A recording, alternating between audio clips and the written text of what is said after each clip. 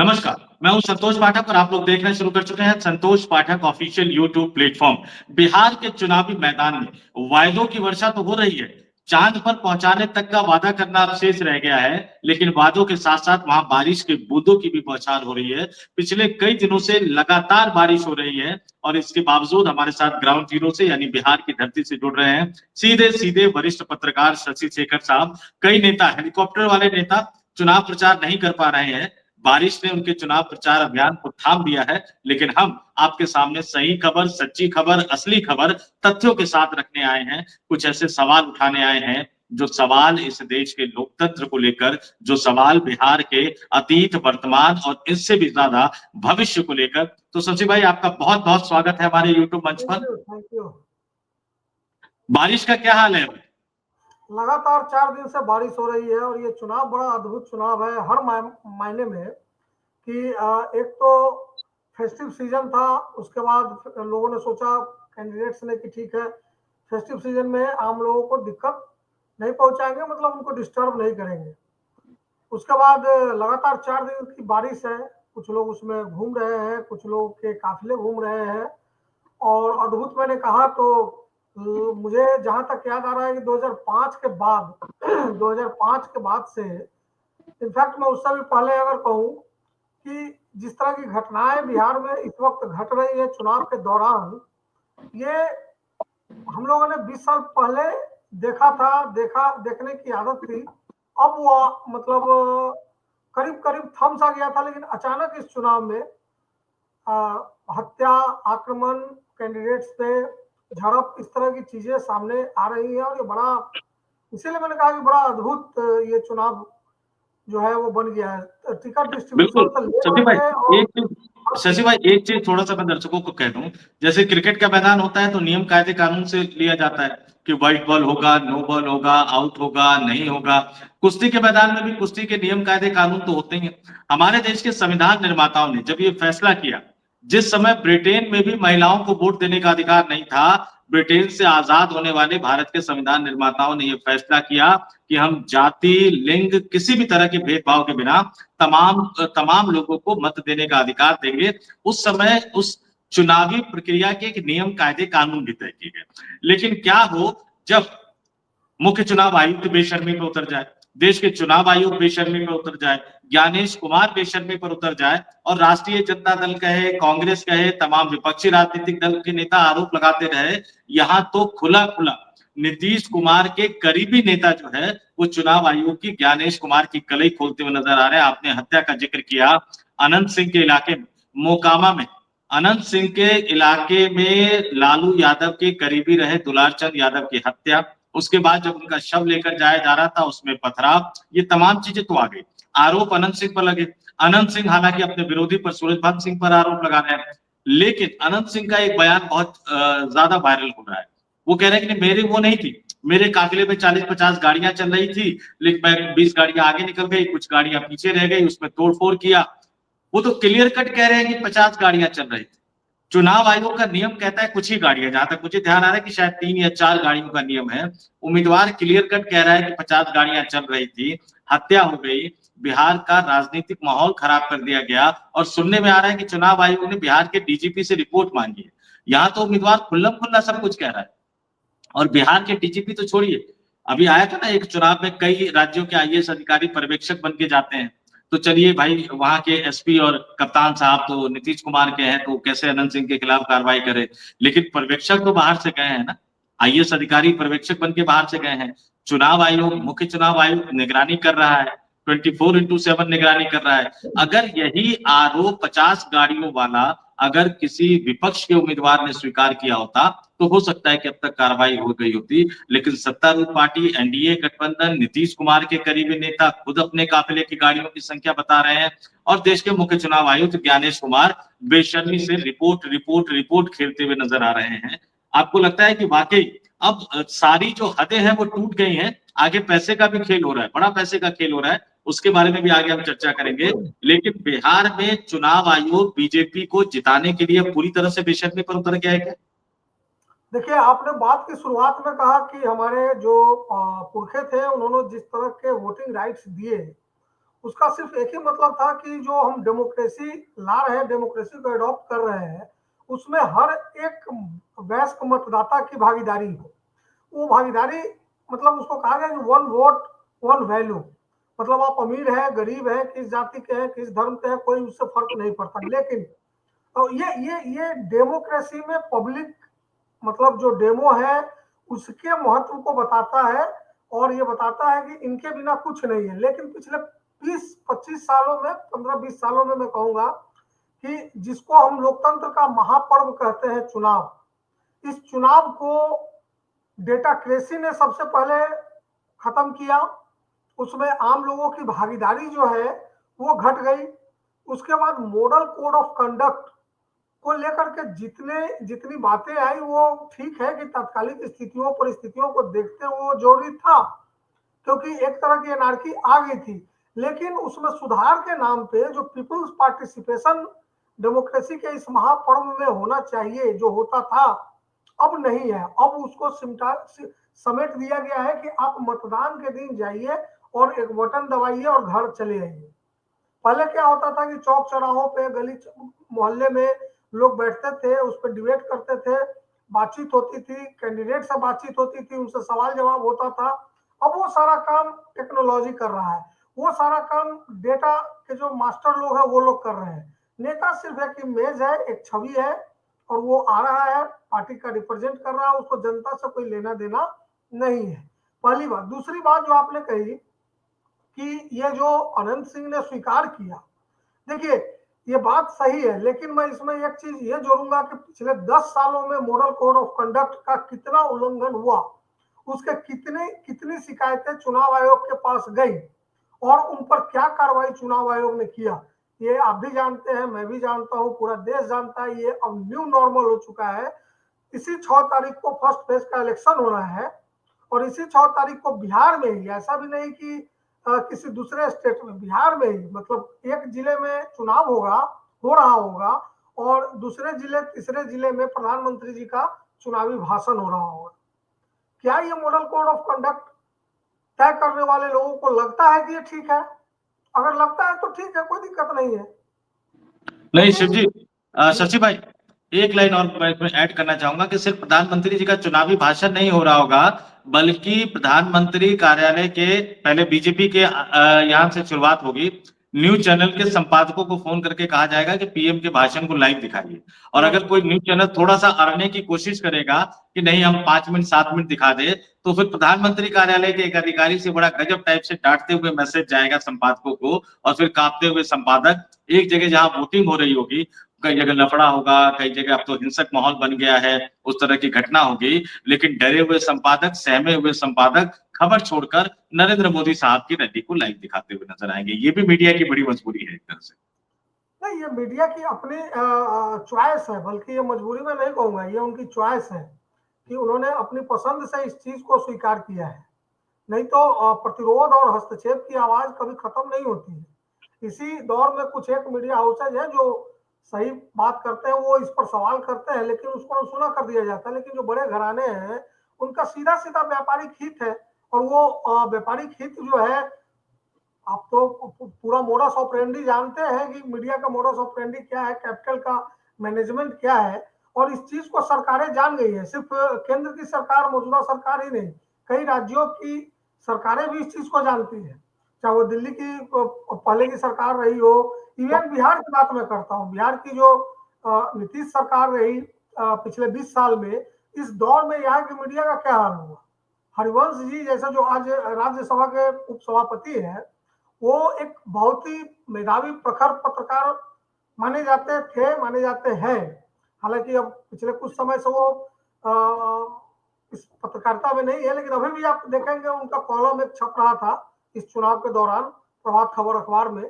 तो जब शुरुआती दौर में हमने देखा कि इनका पॉलिटिकल इंटरेस्ट जागृत हो रहा है और इस तरह से पत्रकारिता के चाशनी में लपेटा हुआ है कि आम आदमी उसको नहीं पकड़ पाता, लेकिन हम लोगों ने उसको बहुत पहले महसूस किया और कहा कि ये राज्यसभा जाएंगे, और ये गए।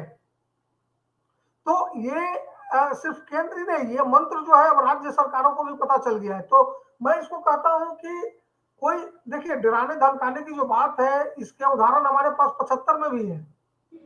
तब भी इंडियन एक्सप्रेस या जनसत्ता जैसे अखबार थे, तब भी आपको बंगाल में वो जो अभी एबीपी ग्रुप है इसके पुराने लोग थे वहां पे, मलिकान और संपादक जो जेल जाना पसंद किए। तो ये जो कहे हम इसको मजबूरी नहीं मानते, इसको हम मानते हैं कि ये विशुद्ध रूप से एक एक्सेप्ट किया हुआ चॉइस है कि हाँ मैं ऐसा ही चाहता हूँ। अच्छा, एक बात और शशि भाई, एक बड़ा अच्छा सवाल उठ रहा है मुझे। एक दिल्ली के पॉलिटिकल कार्यालय की एक बड़ी अच्छी घटना याद आ रही है। 2014 का लोकसभा चुनाव, 2014 के लोकसभा चुनाव से पहले दक्षिण भारत के एक अभिनेता को कांग्रेस सांसद बना के दिल्ली लाई थी और मंत्री बना दिया। उन साहब को जिस नाम के रोड पर कांग्रेस पार्टी का मुख्यालय है, उन्हीं पर उनको घर मिला। बेचारे वो सीपीडब्ल्यूडी का इंतजार करते रहे, बहुत ज्यादा तेजी से काम नहीं हुआ, तो अपनी जेब से मुझे याद आ रहा है कि 1.5-2 करोड़ रुपए लगा के बड़ा प्यारा, बड़ा शानदार घर बनाया। 14 के लोकसभा चुनाव में यूपीए हार गई, एनडीए गठबंधन की सरकार आई। एनडीए गठबंधन बीजेपी के एक बड़े नेता को वो घर बड़ा पसंद आया, क्योंकि वो जो फिल्म अभिनेता थे, गलती से उन्होंने एक दिन उनको अपने घर पे बुला लिया था, तो वो घर बहुत पसंद आया। पहली फुर्सत में उन्होंने तुरंत जो पुराने वाले थे कांग्रेसी मंत्री, उनका जो आवंटन था वो रद्द करवाया, जबकि 6 महीने साल भर का एक्सटेंशन मिल सकता था, और वो उन्होंने अपने आप को अलॉट करवा लिया। अब वो बेचारे अभिनेता साहब हाथ पांव मारते रहे, कोशिश करते रहे कि मैं पैसा देने को भी तैयार हूं, मुझे 6 महीने के लिए मिल जाए, 1 साल के लिए मिल जाए। यहाँ तो सुप्रीम कोर्ट के जज साहब जो पुराने वाले थे, वो भी घर टाइम पे खाली करके नहीं गए थे। इस देश में बहुत सारे उदाहरण हैं। पिछली बार लोकसभा चुनाव हारने के बाद स्मृति ईरानी ने तो घर खाली कर दिया, लेकिन कई सारे नेता थे जिन्होंने घर खाली नहीं किया था, जिसमें रमेश बिदोरी का भी नाम आया था। तो अभिनेता वो इतने नाराज हो गए कि वो अपने घर गए, जब उनको लगा कि अब खाली करना पड़ेगा, बड़ा वाला हथौड़ा उठाया उन्होंने, और जितनी अच्छी सुंदर चीजें उन्होंने बनाई थी सब तोड़ ताड़ के वो चले गए। अब वो बीजेपी के बड़े नेता, बड़े मंत्री, दिग्गज मंत्री जब पहुंचे वहां अपने परिवार के साथ देखने के लिए, तो पता लगा कि सब तो खंडर बना के रखा हुआ है, लेकिन क्या करें, अलॉट हो गया था, अब उसको छोड़ नहीं सकते थे। तो नीतीश कुमार को 2005 में जिस सूरत में बिहार मिला था, चुनावी हिंसा, आपराधिक हिंसा, अपराधी वाले नेता, बिहार की कानून व्यवस्था, क्या नीतीश कुमार 20 साल बाद बिहार को उसी हालात में छोड़कर जा रहे हैं? ये जो मोकामा में हुआ, उसी क्या एक वानगी या उदाहरण है क्या? नहीं, ये जायती होगी नीतीश कुमार के साथ ऐसा मानना या इसको स्वीकार करना, क्योंकि जो 20 साल पहले बिहार था, बहुत हद तक बिहार में उसमें सुधार आया है, और नीतीश कुमार ने कुछ एक काम ऐसे किए जिसका इम्पैक्ट अब जाके बड़ा क्लियर दिख रहा है बिहार में। 50% आबादी, जिसको कहते हैं ना कि मतलब आधी आबादी को पूरा हक मिलना चाहिए, वो आधी आबादी को पूरा हक उन्होंने बड़े करीने से, बड़ी चतुराई से और बड़ा विजनरी होकर दिया है, कि जिसका रिजल्ट अब जाके थोड़ा थोड़ा आप जब घूमेंगे बिहार में, गाँवों में जाएंगे, तो आपको दिखेगा कि बहुत आम परिवार across the caste and across the religion, ऐसा नहीं कि सिर्फ हिंदू, मुसलमान में भी जो पढ़े लिखे, थोड़ा भी पढ़े लिखे लोग हैं, थोड़े सिंसियर हैं, उनमें से ज्यादातर घरों में आप जाएंगे, मतलब मैं बहुत ये नहीं कह रहा कि सबको, लेकिन एक अगर आप 10 घर घूमेंगे तो 3 4 5 घर आपको ऐसे मिल जाएंगे जहां लोगों को रोजगार मिला है, महिलाओं की बात मैं कर रहा हूँ। और बड़े, तो ये कहना कि क्या वही छोड़कर वो जा रहे हैं सिर्फ इस आधार पर कि मोकामा में ऐसी घटना हुई, या टिकारी में कांग्रेस के उम्मीदवार पर हमला हुआ, या मोकामा में ही मतलब लगातार आज ये घटना हुई, फिर कल ये घटना हुई। मतलब ये भी खबर आई बीच में कि बीना देवी गई थी वहां पर दुलाल चंद यादव जी के यहाँ, वो मातम कुर्सी के लिए, तो शायद उस पर भी पथराव अब वगैरह पुलिस हुआ। वालों पर, पुलिस वालों पर भी हमले हो रहे हैं। जी बिल्कुल, एक एएसआई पर इसी मैंने बीच में 2 3 दिन पहले कहीं हमला हुआ। तो मोकामा जो है वो थोड़ा आज से नहीं, काफी पहले से थोड़ा सेंसिटिव एरिया रहा है, और चूंकि अनंत सिंह काफी लंबे समय से जीत रहे हैं, बीच में एक बार सूरजभान सिंह की वाइफ वहां से जीती थी, लेकिन इस बार का जो माहौल है, जो टिकट डिस्ट्रीब्यूशन हुआ, वो इस तरह से हुआ कि थोड़ा माहौल टेंस्ड उसी दिन से है, जिस दिन से ये घोषणा हुई कि सूरजभान सिंह वर्सेस अनंत सिंह। उसमें एक तीसरा बिल्कुल। एंगल लिया गया। अब थोड़ा सा उस पे आगे बढ़ते हैं शशि भाई। 2005 फरवरी का महीना, जब नीतीश कुमार पहली बार मुख्यमंत्री बनाकर बिहार भेजे गए थे, बहुमत हालांकि साबित नहीं कर पाए क्योंकि सत्ता की चाबी रामविलास पासवान के पास थी, वो मुस्लिम मुख्यमंत्री बनाने पर अड़ गए। 17 बाहुबली नीतीश कुमार के साथ थे, 17 बाहुबली। सरकार बन नहीं पाई, राष्ट्रपति शासन लगा दिया गया। फिर अक्टूबर में चुनाव हुए, नीतीश कुमार के पास एनडीए गठबंधन को बहुमत मिला, वो सरकार में बनकर आए, बाहुबलियों पर कंट्रोल किया। बाद में कई तरह की खबरें आई, क्योंकि कई इलेक्शन हमने कवर किया तो पता लगा कि जो सड़क निर्माण का काम था, उन तमाम बाहुबलियों को उन काम में लगा दिया गया कि ठीक है भाई, अपराध मत करो।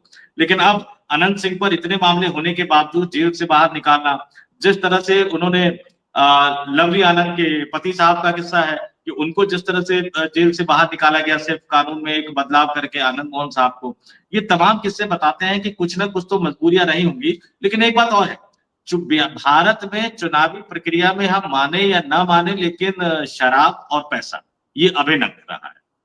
लेकिन अब तक राजनीतिक दल उसको छुपा कर बांटते हुए नजर आते थे कि नहीं भाई, चुनाव आयोग भी कार्रवाई करता था, 2-4 जगह पकड़ता था। हालांकि दिल्ली के विधानसभा चुनाव में हमने देखा कि परवेश वर्मा खुलकर बांटते हुए नजर आए, आम आदमी पार्टी चीखती रही, चिल्लाती रही, चुनाव आयोग ने कोई कार्रवाई नहीं की। अब तो उसको लीगल तरीके से बांटा जा रहा है, यानी रिश्वत जो है वो लीगल तरीके से दी जा रही है, चुनाव आयोग की परमिशन के साथ दी जा रही है, और चुनाव आयोग इसको मानने को तैयार नहीं। ये खुला खेल फर्रुखाबादी जिस तरह से कहा जाता है, माफ कीजिएगा, फर्रुखाबाद बहुत अच्छा शहर है, लेकिन सिर्फ एक कहावत है, तो कहावत के रूप में ही लेते हैं। अब आपने देखिए कि आप 6 अक्टूबर को विधानसभा चुनाव का ऐलान होता है, विधानसभा चुनाव के ऐलान के साथ ही चुनाव आचार संहिता लागू हो जाती है। उससे महज 10 दिन पहले 26 अक्टूबर को प्रधानमंत्री बिहार के मुख्यमंत्री महिला रोजगार योजना की शुरुआत करते हैं। चुनाव जो है वो 6 अक्टूबर से चुनाव आचार संहिता लगी हुई है। चुनाव जो है वो 6 नवंबर और 11 नवंबर को है। और जो किस्त बांटी जाती है, चुनाव से पहले की किस्त तो छोड़ दीजिए, टोटल कहा जा रहा है कि 5 शायद किस्त बांटी जा चुकी है, लेकिन चुनाव से पहले की किस्त तो छोड़ दीजिए। चुनाव आचार संहिता लगने के बाद 17 अक्टूबर को किस्त दी गई, उसके बाद 24 अक्टूबर को 10-10 हजार रुपए महिलाओं के खाते में भेजा गया, और कल यानी 31 अक्टूबर को भी 10-10 हजार रुपए महिलाओं के खाते में भेजा गया। अब 6 नवंबर को चुनाव है, पहले चरण का 121 सीटों पर, और उसके अगले दिन यानी 7 नवंबर को अगली किस्त का डेट है, जो महिलाओं के खाते में 10-10 हजार रुपए भेजे जाएंगे। और उसके बाद 11 नवंबर को चुनाव है, यानी दूसरे चरण के चुनाव से 4 दिन पहले। और कुल मिलाकर 1.25 करोड़ महिलाओं को भेजे जाने की बात है, 1.25 करोड़ के लगभग महिलाओं को भेजा जा चुका है। एक योजना जो 5 साल 10 साल पहले से चल रही हो, अगर उसकी किस्त की टाइमिंग आती है तो वो आप दे दे, बहुत अच्छी बात है। लेकिन जिस योजना की घोषणा ही चुनाव की घोषणा होने से पहले, आदर्श आचार संहिता लगने से पहले 10 दिन पहले अनाउंस किया गया, और उसमें तारीख बता दी गई, क्योंकि बीजेपी जेडीयू दोनों को पता होगा कि चुनाव की तारीख क्या होगी, और चुनाव की तारीख यही है क्योंकि 22 नवंबर से पहले सरकार का गठन होना है। ऐसे में आप जानबूझकर ऐसी तारीख रखते हैं, 17 अक्टूबर, 24 अक्टूबर, 31 अक्टूबर, 7 नवंबर, और पैसा जा रहा है महिलाओं के खाते में। ये तो सिर्फ रिश्वत है, और ये निश्चित तौर पर अगर चुनाव आयोग के सहमति से जा रहा है कि हाँ भाई ये काम पहले ही तय हो चुका था, तो क्या अब हम कह सकते हैं कि वाकई इस देश में निष्पक्ष चुनाव करा पाना संभव है? क्योंकि चुनाव आयोग जिसको रेफरी की भूमिका में आना था, अब तो वो खिलाड़ी की भूमिका में उतर गया है। नहीं देखिए, ये अंतिम जो आप निष्कर्ष निकाल रहे हैं उसमें आ, आज ये आरोप नहीं लग रहा है चुनाव आयोग पर, ये पिछले कुछ सालों से लग रहा है, तो उस पर एक लंबी बहस है। लेकिन जो महत्वपूर्ण सवाल है आपका वो ये है कि क्या इस तरह के रिश्वत, जो चुनावी रिश्वत है, वो दिए जाने चाहिए, या इसको कंट्रोल करने के क्या उपाय हो सकते हैं? क्योंकि लीगली इसको मुझे नहीं लगता कि उसको कंट्रोल, चूंकि इलेक्शन से पहले वो अनाउंस हुआ है तो वो बटेगा। वो एक एडमिनिस्ट्रेटिव प्रोसेस है, सरकार को या पार्टी को जो डिसीजन लेना था वो लीगली उसने चुनाव से पहले लिया है, उसका इम्प्लीमेंटेशन अब होगा। अब इसको लेकर के कोई नियम नहीं है। अगर ये नियम हो कि 6 महीना पहले तक आप कोई महत्वपूर्ण फैसला नहीं लेंगे, जो केयर टेकर गवर्नमेंट होती है अक्सर उसके अगर साथ ये अगर अगर अगर आज टीएन सेशन होते तो क्या वो इसको रोक नहीं देते, या चुनाव की तारीखें आगे नहीं बढ़ा देते? वो ये कहते तो राष्ट्रपति शासन लगाओ, राष्ट्रपति शासन में चुनाव कराएंगे हम। चुनाव आयोग क्वासी जुडिशियल संस्था है, निष्पक्ष है, संवैधानिक संस्था है। और मैं बताऊं कि संविधान में तो चुनाव में राजनीतिक दलों की चर्चा ही नहीं है, उसमें तो सिर्फ चुनाव आयोग की चर्चा है। और बाद में 1951 में 52 के चुनाव से पहले 1951 पीपल्स रिप्रेजेंटेशन एक्ट बना, और चुनाव आयोग को सारी शक्ति दे दी गई कि आप देख लो क्या करोगे, पार्टियों का रजिस्ट्रेशन कैसे करोगे, चुनाव कैसे कराओगे, तुमको जो अच्छा लगे वो करा लो उस तरह। क्योंकि हमारे पूर्वजों ने सब कुछ किया, लेकिन पता नहीं, मुझे आश्चर्य होता है कि वो कैसे मिस कर गए कि चुनाव कौन लड़ेगा, इंडिविजुअल लड़ेगा या कोई राजनीतिक दल लड़ेगा। कांग्रेस आजादी से पहले की बनी हुई पार्टी थी, कम्युनिस्ट पार्टी आजादी से पहले की बनी हुई पार्टी थी। तो 1947 के बाद या 1950 में संविधान लागू होने के समय मूल संविधान में राजनीतिक दल की तो कहीं कल्पना ही नहीं है। तो क्या सोचा था उन लोगों ने, मुझे नहीं मालूम कि क्या लोग पार्टीलेस होकर चुनाव लड़ेंगे, पार्टीलेस डेमोक्रेसी होगी। और अगर तो बाद में लगा कि नहीं ये संभव नहीं है, पार्टियां तो बनेंगी। तो चुनाव आयोग को इतनी ताकत है, अब टीएन सेशन होते तो शायद वो ये करते या नहीं करते, मुझे नहीं मालूम। लेकिन ये होना चाहिए कि बीच चुनाव में, अब इसी बीच में मान लीजिए कि किसान सम्मान निधि की किस्त जारी हो जाए। कई बार ऐसा हुआ है कि चुनाव के दौरान ये हुआ है। अभी केंद्र की योजना है, अब इसी चीज को आधार बनाकर बीजेपी कहती है कि वन नेशन वन इलेक्शन करा लो, कि चुनाव तो इस देश में कहीं ना कहीं बार बार होता ही रहेगा। हर साल एक दो स्टेट में चुनाव होते ही रहते हैं। तो क्या सरकारें जो लोक कल्याणकारी काम है, योजनाएं है, उनको छोड़ दे, उनको बंद कर दे? अब ये आपका या मेरा एक इंटेलेक्चुअल इंटरप्रिटेशन है कि ये इलेक्टोरल रिश्वत है, ब्राइबरी है। भाजपा इसको फ्रीबीज कहती है और खुद देती है। इससे ज्यादा तो साउथ में होता है, सोना का मंगलसूत्र और टीवी और रंगीन टीवी और वॉशिंग मशीन पहले चलता था वहां, जयललिता जी के जमाने में या उससे भी पहले। तो इसको कैसे रोकना है, ये महत्वपूर्ण सवाल है। और ये मुझे लगता है कि जितनी जिम्मेवारी चुनाव आयोग की है, उतनी ही जिम्मेवारी राजनीतिक दलों की भी है कि आप ये तय कर लीजिए कि क्या इस तरह की घोषणाएं चुनाव से 10 दिन पहले की जा सकती है।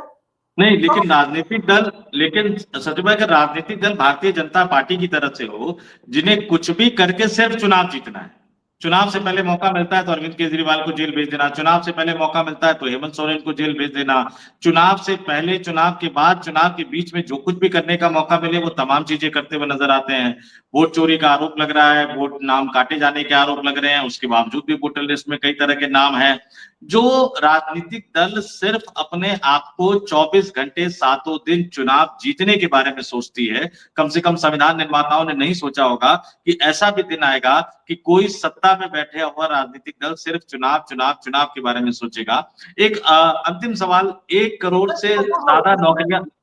इसमें एक चीज मैं ये ऐड करूंगा कि हमारा संविधान इतना फ्लेक्सिबल है कि इसीलिए तो 100 से ज्यादा हम लोगों ने संशोधन किए उसमें, संशोधन किए और लोगों को लगा टाइम टू टाइम कि ये होना चाहिए, वो हुआ। तो ठीक है, वक्त उन लोगों ने नहीं सोचा। लेकिन मेरा कहना इसमें दूसरा है कि जब विपक्ष राहुल गांधी और इंडिया गठबंधन बिहार में है, बिहार में जब वो एसआईआर को करके रैली कर रहे थे, जो बात आप कह रहे हैं या मैं कह रहा हूँ या मीडिया का एक सेक्शन इस पर चर्चा करता है, तो इसमें तो ये भी बात आती है कि जब आपको भरोसा नहीं है वोटर लिस्ट पे, जब आपको भरोसा नहीं है ईवीएम पे, जब आपको भरोसा नहीं है पूरे इलेक्शन कमीशन के इलेक्टोरल प्रोसेस पे, तो आप चुनाव क्यों लड़ते हैं? हार के क्यों वैलिडिटी देते हैं कॉन्स्टिट्यूशनल सामने वाले को? आप 2-3 चुनाव का बहिष्कार कीजिए ना, तो आप वो करेंगे। ये बिल्कुल सही सवाल उठाए। ये मन में आता है कि जब आपको लगता है कि गड़बड़ी हो रही है, चुनाव सही तरीके से नहीं हो रहा है, अंपायर बेईमानी कर रहे हैं, तो फिर आप चुनाव लड़कर चुनावी जीत को वैधता प्रदान करते हैं। तो वो वैधता मत प्रदान कीजिए, सीधे सड़क पर उतरिए, जनता के बीच में जाइए। मैंने इसीलिए कहा कि मूल रूप से इस पर विचार विमर्श राजनीतिक दलों को ही करना होगा। सत्ता न करे तो विपक्ष करे। सवाल आज कोई उठाए, कोई मान लीजिए आरजेडी के लोग उठाए और कहे कि भाई ये तो रिश्वत है, रिश्वत है, रिश्वत है, उस दिन आपको नहीं लगा था, तो आप उस दिन उसको चैलेंज करते, या उससे पहले ही अगर आपको आशंका थी कि इस तरह की कुछ बात होनी है, जो कि होती है अमूमन हर चुनाव से पहले, ये होता है, हर स्टेट में होता है लगभग। एक आखिरी सवाल पे आते हैं, अब हम नेताओं की बात को छोड़ देते हैं। एनडीए ने संकल्प पत्र, जो 1 मिनट वाला जो प्रेस कॉन्फ्रेंस आप कह सकते हैं, 1 करोड़ से ज्यादा नौकरियां देने का वादा किया है। प्रधानमंत्री नरेंद्र मोदी ने लोकसभा चुनाव में 2 करोड़ नौकरियां हर साल देने का वादा किया था। 15 लाख रुपए लाने हर व्यक्ति के खाते में जाने की बात भी कही गई थी, ब्लैक मनी लाने का वादा किया था, लेकिन उल्टा खबर आती है कि स्विस बैंक में भारतीयों के काला धन जो है और ज्यादा बढ़ गया है, देश में दे नहीं पाए। बिहार में 1 करोड़ से ज्यादा नौकरियां वो कैसे दे पाएंगे? बिहार में मतदाता 7,43,55,976 मतदाता है, 1 करोड़ से ज्यादा नौकरी दे देंगे तो स्वर्ग बन जाएगा। क्या आपको लगता है कि बिहारी युवाओं को 1 करोड़ नौकरियां देने की हालत में नरेंद्र मोदी साहब और एनडीए गठबंधन की सरकार है, या ये भी वो चुनावी जुमला हो जाएगा 15 लाख की तरह? मुझे, मैं सच बताऊं संतोष भाई, इसका जो सबसे सटीक जवाब मुझे समझ में आता है कि ये मुद्दा ही नहीं है, मतलब इसको छोड़ देना चाहिए। क्यों? क्योंकि दो चीजें हैं इस पूरे संसदीय प्रणाली में। एक लोकसभा की, मतलब संसद की आश्वासन कमेटी एक होती है, जो यह देखती है कि लोकसभा या राज्यसभा के बहस के दौरान मिनिस्टर ने या प्राइम मिनिस्टर ने क्या आश्वासन दिया है विपक्ष के सवाल के ऊपर, और बाद में उसको एग्जामिन करती है वो कमेटी। और घोषणा पत्र, चुनावी घोषणा पत्र, ये दोनों रद्दी के टोकरी में फेंके जाने लायक चीजें हैं। क्यों? क्योंकि जब तक मैनिफेस्टो को आप बाउंड नहीं करेंगे, कॉन्स्टिट्यूशनली ये नहीं करेंगे कि इसमें जो आप बातें कर रहे हैं उसको पूरा करना आपकी संवैधानिक जिम्मेवारी है, अन्यथा आप अगला चुनाव नहीं लड़ेंगे। आप छोड़ दीजिए 1 करोड़ नौकरी कहां से आएगा, 3 करोड़ नौकरी कहां से आएगा। आप ये बताइए कि 19 लाख रोजगार देने की बात हुई थी, 10 लाख सरकारी नौकरी पिछले चुनाव में, 2020 के चुनाव में। क्या वो 19 लाख रोजगार दे दिया इन लोगों ने? और भी बहुत सारी घोषणाएं थी, वो हो गया। चीनी मिल खुल गए सारे बंद, तो नहीं हुआ, क्या फर्क पड़ा? अब उस आप तेजस्वी यादव 3 करोड़ सरकारी नौकरी कह रहे हैं, आप 1 करोड़ नौकरी कह रहे हैं। जिसके मन में जो आएगा वो कहेगा। उसको पता है कि चूंकि ये लीगली बाउंडेड मैं नहीं हूं इसको पूरा करने के लिए, और जनता की यादाश्त जो है वो कमजोर है, या तात्कालिक परिस्थिति कुछ और हो सकती है उस वक्त, तो लोग भूल भी जाएंगे। और मैनिफेस्टो पर बात कौन करता है? अभी 4 दिन, मतलब कल मैनिफेस्टो एनडीए का जारी हुआ है, 2-3 दिन पहले इनका हुआ है आरजेडी का, इंडिया और गठबंधन। इंडिया का सबसे पहले सीपीआई एमएल ने अपना एक इंडिविजुअल जारी किया। मैं तीनों ऑनलाइन बैठ के कोशिश करता रहा कि एक मुकम्मल उसका कंप्लीट पीडीएफ मुझे मिल जाए, तीनों पार्टियों का, चारों पार्टियों का, सबका। अगर किसी का अलग अपना इंडिविजुअल है तो मैं ये देखूं उसमें कि बिहार जैसे स्टेट में जहाँ कई शहर इस ठंड के मौसम में पॉल्यूशन में नंबर 1 टाउन बन जाता है पूरे इंडिया में, उस पॉल्यूशन को लेकर के कहीं इस घोषणा पत्र में किसी पार्टी ने कुछ कहा है क्या? कहीं कुछ नहीं है। और वो ऐसी घोषणाएं कर रहे हैं, नौकरियां हर जिले में, मेडिकल कॉलेज हर जिले में, इंडस्ट्री, मतलब जितनी इंडस्ट्री की कल्पना ये कर रहे हैं मैनिफेस्टो में, उतनी जमीन नहीं है बिहार में लगाने के लिए। बिहार में बैरल लैंड बहुत कम है, फर्टाइल लैंड ज्यादा है। बिहार के इंडस्ट्री का मतलब है एग्रीकल्चर। उसके लिए तो आपके पास कुछ है नहीं, 6,000 रुपये दे दीजिए, बात खत्म। बिल्कुल सचिन भाई, मूल चर्चा को सवाल अंत तो, करने का समय आ गया है। जी और एक बात बड़ी अच्छी करता कही हूँ। कि जी अब बिहार के ही नहीं बल्कि देश के चुनावी एजेंडे से, राजनीतिक दलों के एजेंडे से शिक्षा और स्वास्थ्य ये दोनों ही हट गए। दिक्कत यह है कि देश के लोग समझ नहीं पा रहे हैं कि शिक्षा को प्राइवेट कर दिया गया, स्वास्थ्य को प्राइवेट कर दिया गया। हालत ये हो गई कि देश की महामहिम राष्ट्रपति को गाजियाबाद में एक प्राइवेट अस्पताल के उद्घाटन में ला दिया गया। कल्याणकारी राज्य की जो अवधारणा थी उसको बिल्कुल उल्टा कर दिया गया। अब आप शिक्षा मत मांगिए मुफ्त की, अच्छी बेहतर क्वालिटी की, अब आप सरकारी अस्पताल मत मांगिए, वो सब आपको प्राइवेट में कराना होगा।